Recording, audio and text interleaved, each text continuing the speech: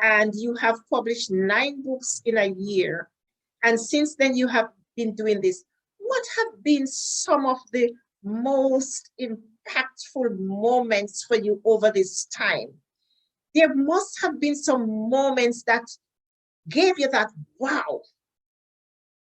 Well, first off, I have to go all the way back to my childhood. As a child, I had a speech impediment. I never liked reading. I was picked on, I was bullied, and I never liked speaking out in public. So when God gave this mandate to me and I decided to be obedient, one of the most impactful things for me during that time was when I accomplished that task of actually writing this book, but not only writing it, but publishing it. So I'll definitely say holding that physical book in my hands, it was such an impactful moment for me. And also having the ability to read my book. I remember when I had to do my book launch and I had to read that book. And I was so terrified that I wouldn't be able to speak properly the way I would want to, because of my speech impediment, because I stutter. And I even prepared for that by having an audio, but God was so good to me because I was faithful and I was able to read that book without stuttering. So that was the moment when my confidence grew. And I realized, wow, I could take on this, I could do this. And then seeing the impact that my words and my books have on the life of not only children, but also adults, it also just further reinforced in me my calling, because I was actually learning about myself and growing as an individual. And I realized, in ministry, there are many people who are called to be on the pulpit, who are called to work in the churches, but I always knew my ministry is to impact people. And I'm able to positively do that because even the clients that come my way are people who are broken. So that was such an impactful moment for me. And of course, discovering my gifts and my purpose. I did not know I had I didn't know I had that creativity within me. I didn't know I was able to even write, let alone really meet people at the level at where they are and help them to really discover who they are. So those are some of the things over the 5 years that have really helped me to grow as an individual. Just seeing the way my work impact the lives of others. Powerful story indeed. If you have just come into the room, we are talking tonight with Coach Rhea Rodney. Coach Rhea has done so many things, as you've heard her just said. She is, amongst all of those things, a self-publishing consultant. And that's one of the main reasons why we brought her in here tonight. Because inside of every person, there is a story. And some of these stories need to be heard. Some of these stories need to be brought to the fore. So we want Coach to walk us through, and as I ask her the different questions, I want you to feel free to go ahead and make some notes, because you're going to be talking to her after this. You're going to be calling her and you are going to say, I have a story that I need you to help me get published. I have some notes that I need you to help me get out there. So I want you to make sure you have your pen and pencils and paper ready to take notes as we talk with Coach Rhea this evening. And I want to ask you a question. So you are a self-publisher, and the little I know about publishing, when I wrote my first book, let me say I hired a publisher then. How is self-publishing different from the traditional publishing house? How is it different? What you do different from the publishing house? First, I want to say, while I own my own publishing company, I do not consider myself to be a publisher. I am a self-publishing consultant. So there are 2 different types of publishing. As we know, we have the self-publishing, right? Which is where you undertake all the responsibility of getting that book published. And when we talk about undertaking all the responsibility, we're talking about the writing, the editing, we're talking about the formatting, the full creation of that book, in addition to also the financial aspect of it, right? So you really bear all of the responsibility. Now, while I use the term all of the responsibility, you don't have to physically be able to be capable of doing everything, because you would hire an editor, you could hire people who could help to get that together. Most of the clients hire someone like me, a consultant who could guide them, or a book coach.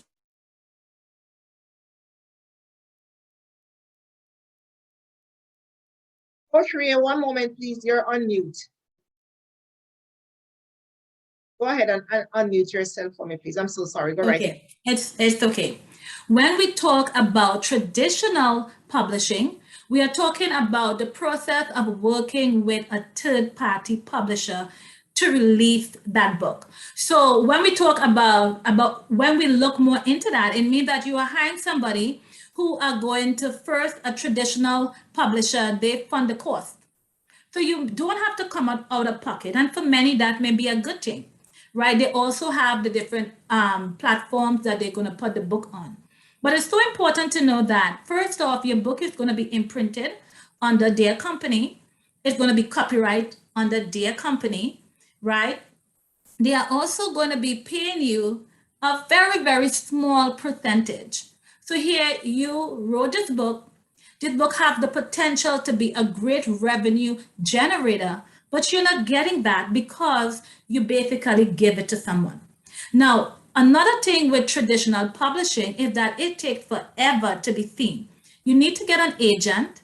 You have to go through a long process. You could wait years, and I mean years, before someone acknowledges you. And if they do decide they want to publish that book, in the end, I think most people feel not satisfied because your revenue could be between $1 to $2, which is very limited. So while self-publishing, you have to come out and spend that money upfront. It's so important to see this as an investment, that you are investing in yourself, you are investing in a business, because you need to come in with a mindset that this is a business, because this is something that you have that you're going to be selling, right? And you're going to be getting revenue. So once you have that mindset to understand that you are investing in yourself, for me, when I first started, I was sick, and it became, to me, my healing place, my therapy. So I didn't care how much money it cost, it was helping me. For you, it might be that you want to generate income. So then you're going to make sure you have this great book that you could do so. So, this is the difference with it. There are cons and pros, but self-publishing is no longer frowned upon on the way it used to years ago. Everybody wants now to publish their book themselves, and it has such excellent books out there that are written by everyday people, right? That are great revenue builder. So I would always say self-publishing is the way to go, because first off, you have full, complete control of your work. And that is most important. And you get the revenue, all 100% of your earnings when you sell a book. Thank you so much for explaining that. And I noticed that some persons came into the room after we last spoke. If you just came in, we're talking with Coach Ria Rodney, who is a self-publishing consultant. She's a businesswoman, and she's also a coach in so many different areas. We were just talking about the difference between a traditional publisher and self-publishing. And now I do understand, because a traditional publishing, you get what you call royalty from that.